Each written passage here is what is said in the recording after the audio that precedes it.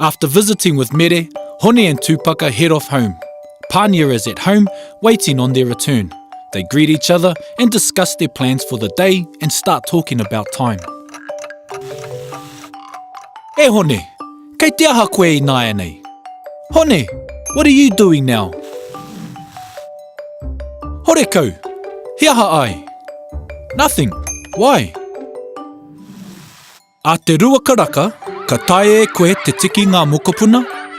At 2 p.m, can you go and get the grandchildren?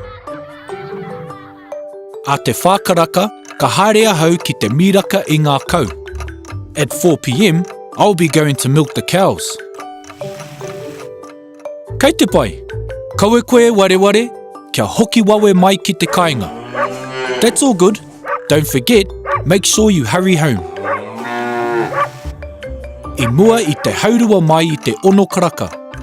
Before 6:30 p.m. He aha ai? Why? Mo te kraihe kanikani e Hone? For the dance class, Hone? He aha hoki! Ka kino ke koe! No way! You're too much! Ka katakata a Pānia. Pānia started to laugh.